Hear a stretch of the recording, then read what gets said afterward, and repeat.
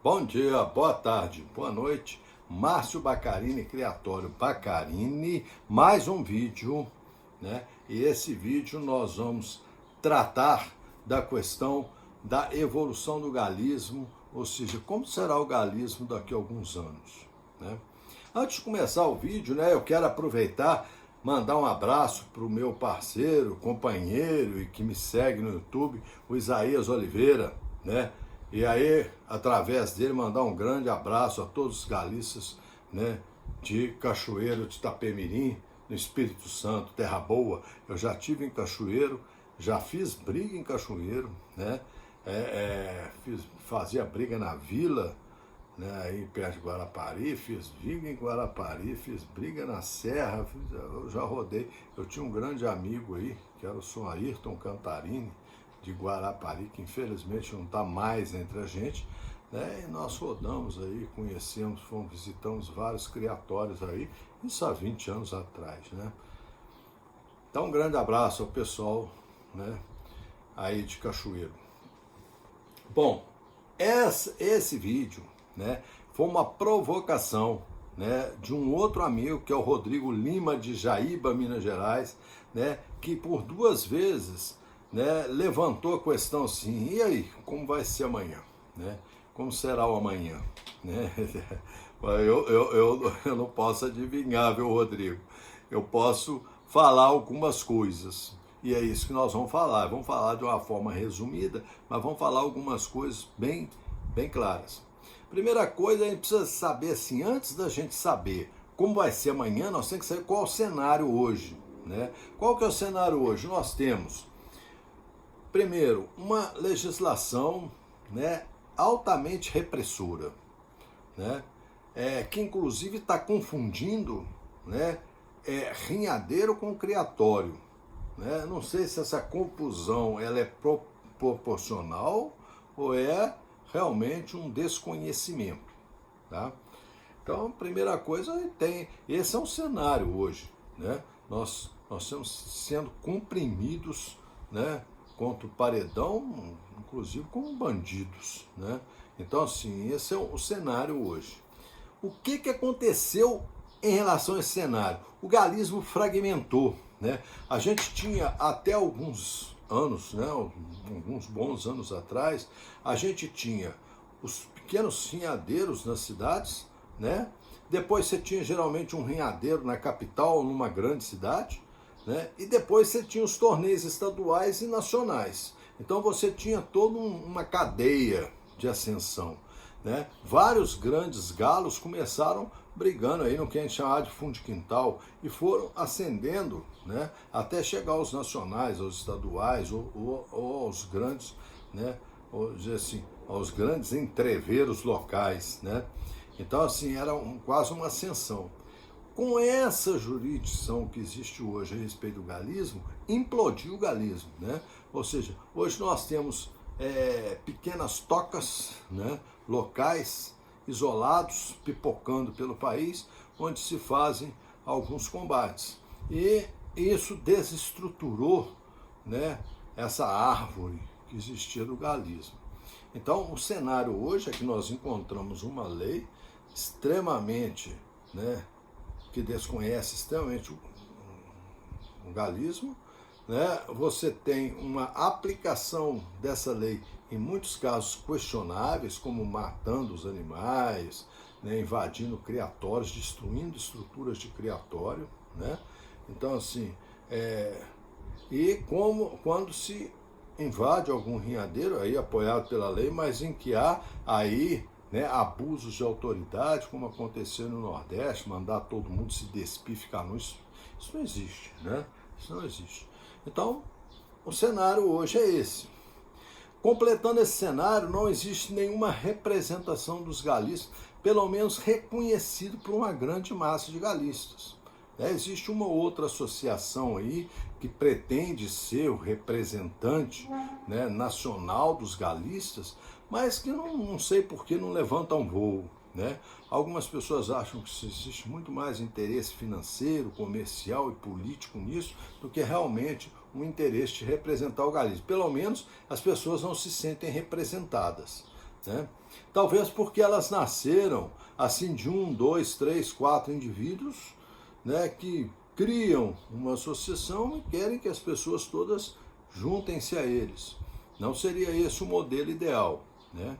Eu, num vídeo anterior, eu já disse que se nós queremos reestruturar o galismo, a primeira coisa que nós temos que fazer é partir de pequenos locais, criando pequenas associações sem muita burocracia, não precisa ser nenhuma associação assim legalizada do ponto de vista jurídico, mas pequenos grupos associados, que as pessoas colocam o seu nome ali, olha, eu sou um dos sócios, e depois começar desses grupos representação aí a nível estadual, fazer um grande chamamento em cada estado para fazer, né, tirar ali 1, 2, 3 representantes, para depois esses 2, 3 representantes se encontrarem a nível nacional e aí eles são representantes de todo mundo. Então eu acho que assim, essa ideia de 1, 2, 3 pessoas, que muitas vezes até bem intencionadas, mas não são representativas, ficam aí dando tiro no escuro e não se consegue muita coisa, né? Um ou outro, né, se agrega a essa ideia. Então, assim, a primeira coisa, o cenário nosso hoje é esse, né? Nós não temos representação, está tudo implodido por aí, né? As regras de combate, embora algumas pessoas tentem nacionalizar, elas têm variações em determinados lugares. Então, assim, o galismo ficou implodido, né? Implodiu o galismo. Bom, o cenário atual é esse, né? Você vê uma ou outra pessoa tentando modificar essa estrutura. Então, se a gente tem esse cenário, a gente começa a pensar aí como vai ser daqui a algum tempo, né?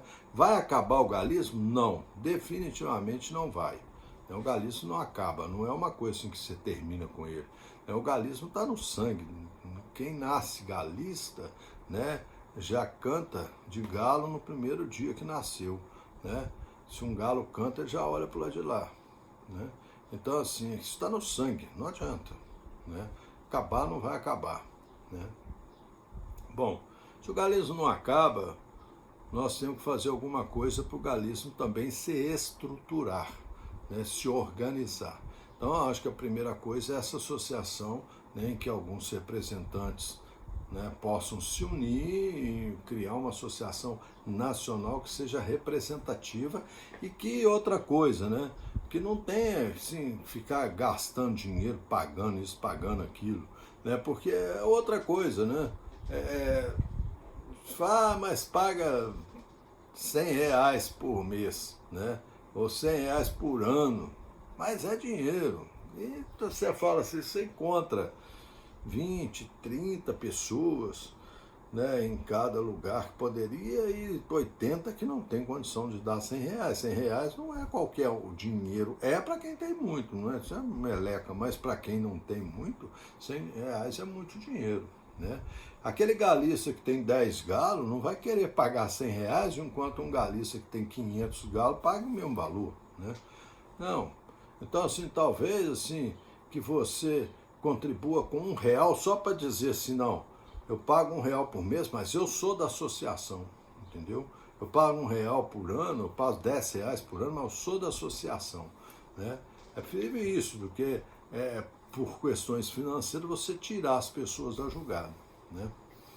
Eu já falei para vocês que 99% das cocheiras no Brasil são pequenas cocheiras, né? São pequenas, né? Pessoas com baixa possibilidade de investimento, né? E, portanto, não são pessoas, né, que estão aí cheias de grana para ficar jogando dinheiro para cima, né?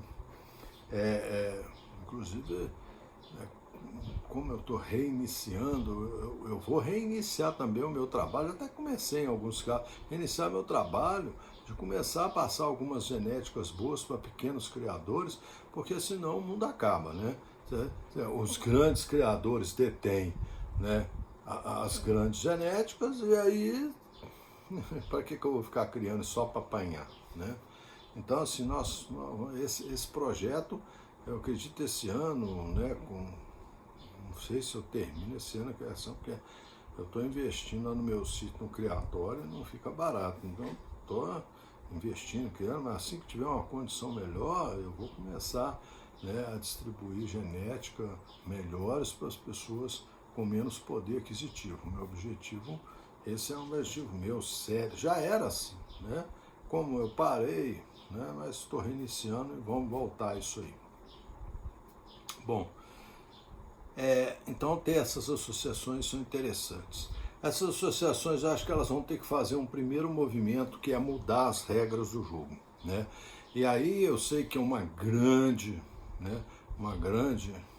por isso que tem que ser um debate nacional, né? No meu ponto de vista, uma coisa que vai acontecer é que o tempo de combate vai diminuir mais ainda.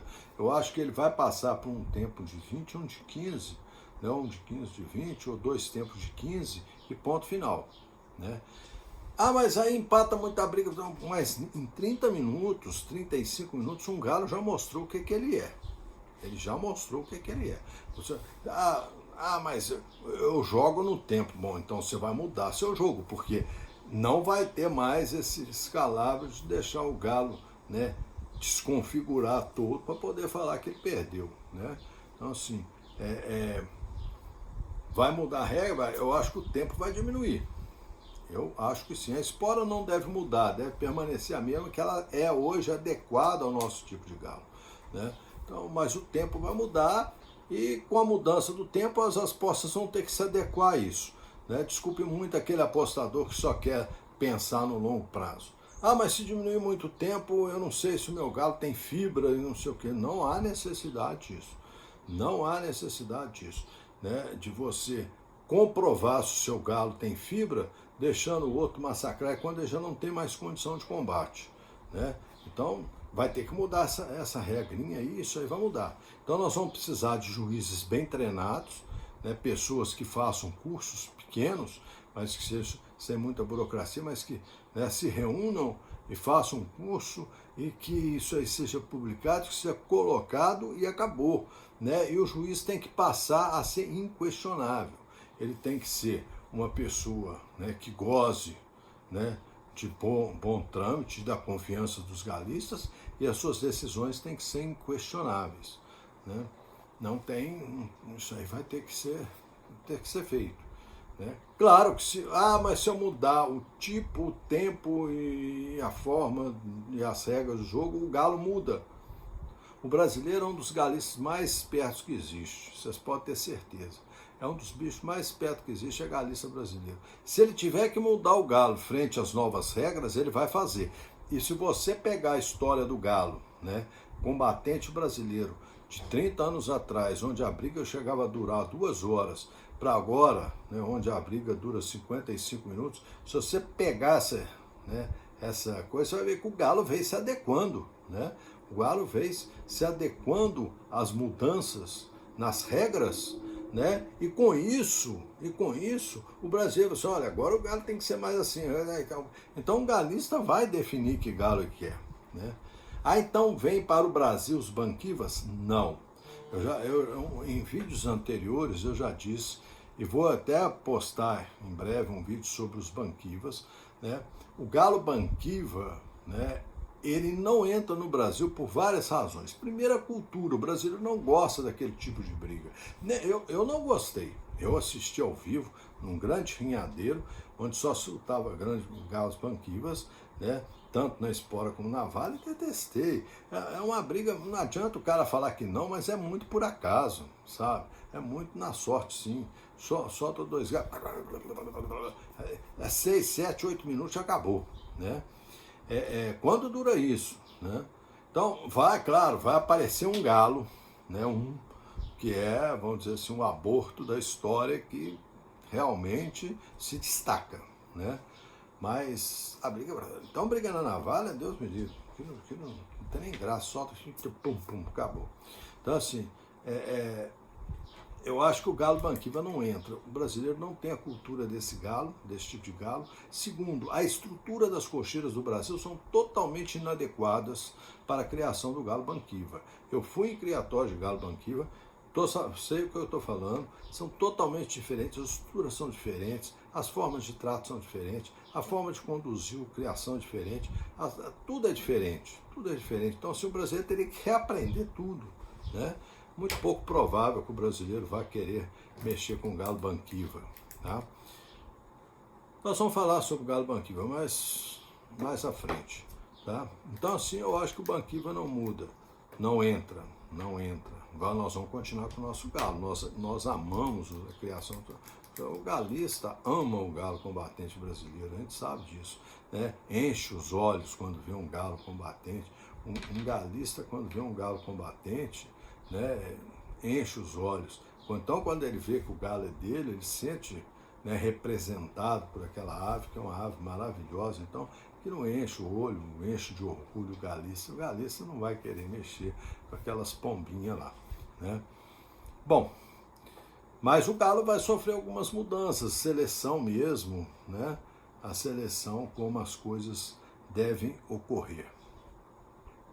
Bom, vai mudar a lei?